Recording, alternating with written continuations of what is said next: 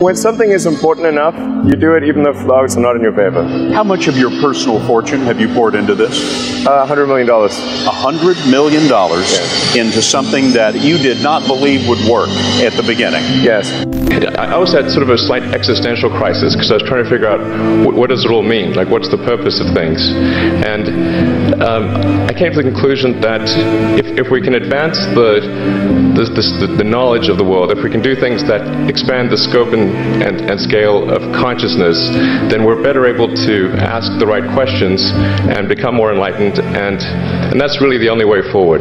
So I studied physics and business because I figured in order to do a lot of these things, you need to know how the universe works, and you need to know how the economy works, and you also need to be able to bring a lot of people together to work with you to create something, because it's very difficult to do something as an individual if it's a significant technology. I actually think I feel fear quite strongly. So it's not as though I just have the absence of fear. I feel it quite strongly. But there are just times when something is important enough, that you believe in it enough, that you do it in spite of the fear. When starting SpaceX, I thought the odds of success were less than 10%. And I just accepted that actually probably I would just lose everything. But that maybe would make some progress if we could just move the ball forward. Even if we died, maybe some other company could pick up the baton and keep moving it forward, so that would still do some good.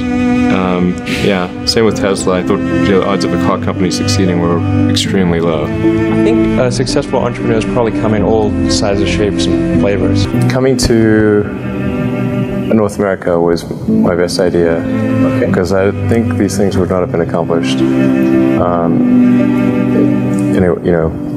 almost anywhere else. It's really hard to start a company. Whenever I'd read books in South Africa, it would seem like the cutting edge of technology was in Silicon Valley, and so that's when I wanted to come, and I wanted to move to this mythical place.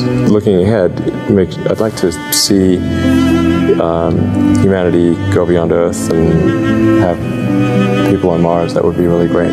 What I'm trying to do is to make a significant difference in spaceflight and help make spaceflight accessible to almost anyone. And I would hope for as much support in that direction as we can receive. I think also just don't be afraid of new arenas. You can get a book, you can learn something, and experiment with your hands, and just make it happen. Find a way or make a way to get something done. It's like the Nike slogan, just do it. That's just showing up is half the battle. You got to try hard to do it, and don't be afraid of failure. You also need to be rooted in reality. So you shouldn't. It's easy to get high in your own supply. You've got to not be afraid to innovate, but also don't delude yourself into thinking something's working when it's not, or you're going to get fixated on a bad solution. As Edison said, it's 1% inspiration, 99% perspiration. I think it's really a mindset. You have to decide, we're going to try to do things differently. Well, provided that they're better. You shouldn't do things differently just because they're different. They need to be different and better. But I think you just have to sort of decide.